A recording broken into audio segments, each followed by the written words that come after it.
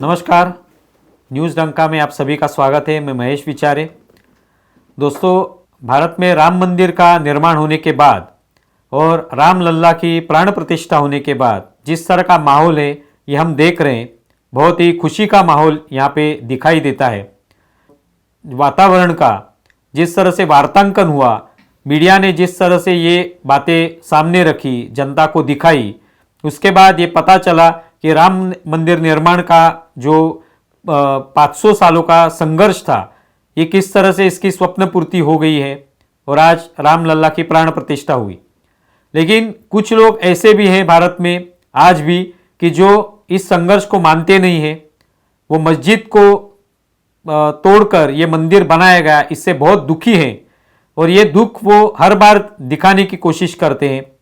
जिस तरह से राम मंदिर निर्माण के बाद रामलला की प्राण प्रतिष्ठा के जो उत्सव था, उसके लिए जो निमंत्रण भेजे गए थे, वो निमंत्रण भी कुछ लोगों ने स्वीकारने के बाद उस उत्सव में शामिल नहीं होना, ये उन्होंने उनको अच्छा लगा कि उसमें हम शामिल नहीं होंगे। कुछ राजनीतिक पार्टियां जो है, उन्होंने भी ये निर्णय लिया कि वो इस उत्सव में शामिल नहीं होंगे और इस तरह से उनका ये पेट दर्द जो है वो सामने आया। यहाँ पे भारत में जो बहुसंख्य हिंदू समाज है, उनमें तो खुशी की लहर है।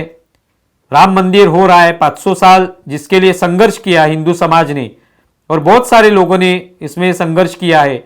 उसके बाद ये कोर्ट में मामला चला और इतने सालों के बाद ये अगर सपना पूरा हो रहा है तो उसके लिए किसी को भी खुशी होनी चाहिए। लेकिन कुछ लोगों को, विशेष तौर पे लिबरल जो है या लेफ्टिस्ट जो है, उनको इससे निश्चित तौर पे खुशी नहीं हुई। उसी तरह से और एक माध्यम है और एक मीडिया है जिनको इससे खुशी नहीं हुई और वो है बीबीसी। बीबीसी ने भी इस पूरे मामले का, पूरे इस उत्सव का ठीक तरह से वार्तांकन नहीं किया। इस तरह का आरोप अब वहां के ब्रिटेन के एक सांसद बॉब ब्लैकमन इन्होंने किया है। Last week in Ayodhya, in Uttar Pradesh, in India, the Ram Mandir was consecrated. This was of great joy to Hindus across the world as being the birthplace of Lord Ram. Very sadly, the BBC, in their coverage, reported, of course, that this was the site of a destruction of a mosque, forgetting the fact that it had been a temple for more than 2,000 years before that happened, and that the Muslims had been allocated a 5-acre site on which to erect a mosque adjacent to the town. So will my right honourable friend allow time for a debate in government time on the impartiality of the BBC and its failure to provide a decent record of what it actually is going on all over the world. उन्होंने संसद में ये बताया कि BBC ने इस पूरी घटना का, राम मंदिर निर्माण हो, रामलला की प्राण प्रतिष्ठा हो, इसका ठीक तरह से वार्तांकन नहीं किया, उसमें भेदभाव किया। उन्होंने ये बताया कि बीबीसी ने ये पूरा जो ये मामला है, इसमें इस तरह से वार्तांकन किया कि मानो यहाँ पे मस्जिद थी, वो तोड़ी गई और उस जगह पे मंदिर बनाया गया, एक तरीके से मुस्लिमों पर अन्याय किया गया। इस तरह से इसका वार्तांकन किया। यह करने की क्या जरूरत थी? बीबीसी ने ये इसके पीछे का सच जो है वो दिखाने की आवश्यकता थी, वो क्यों नहीं दिखाया? ये सवाल बॉब ब्लैकमन ने पूछा। जबकि मस्जिद तोड़ी गई उससे पहले ही मंदिर अस्तित्व में था। जो मंदिर, सच बात तो यह है कि मंदिर तोड़ा गया असलियत में और उसके बाद उसके ऊपर मस्जिद बनाई गई, जो बाद में 1992 में तोड़ी गई, गिराई गई और वहां पर अब यह मंदिर बनाए। तो ये पूरी बात क्यों नहीं बताई गई? ये सच क्यों नहीं बताया गया?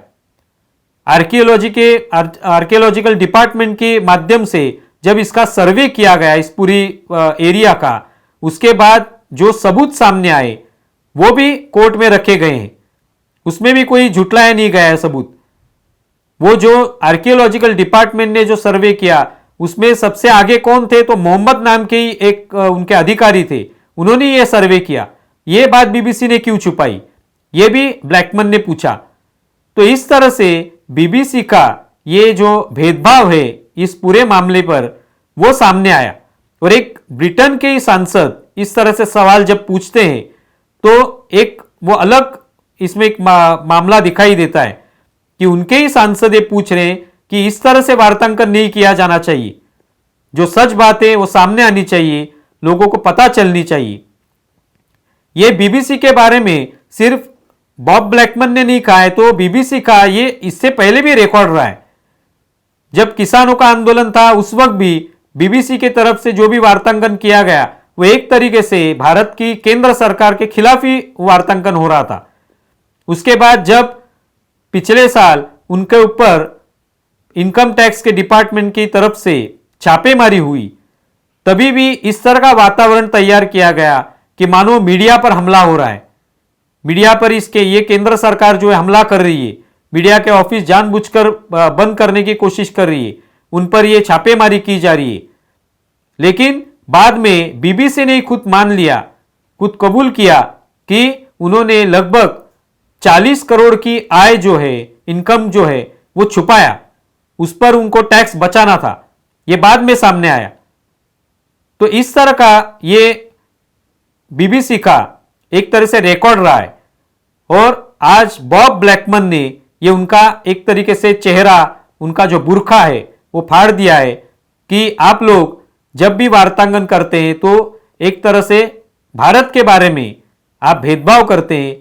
राम मंदिर निर्माण का या हिंदू समाज का जो एक श्रद्धा स्थान है उसके बारे में आपने भेदभाव किया। वो जानते हैं ब्लैकमन कि आज इंग्लैंड में भी बहुत सारे हिंदू रहते हैं, वहां पे भी ये पूरा जो उत्सव है वो मनाया गया, राम मंदिर निर्माण हो, रामलला की प्राण प्रतिष्ठा हो, उसको भी वहां पे बड़ी स्क्रीन पे दिखाया गया। वहां पे भी जो हिंदू रहते हैं वहां पे अभी वो वहां पे स्थानिक हो गए, वो भी इससे खुश हैं।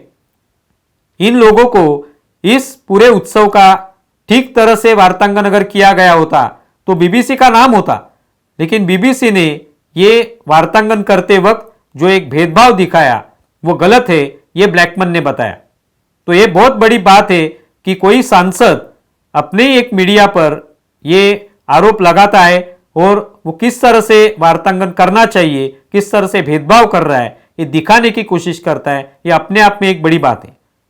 आप इसके बारे में क्या सोचते हैं ये हमारे वीडियो के नीचे ज़रूर लिखें। हमारा वीडियो ज़्यादा से ज़्यादा शेयर करें और हमारा यूट्यूब चैनल सब्सक्राइब करें। धन्यवाद।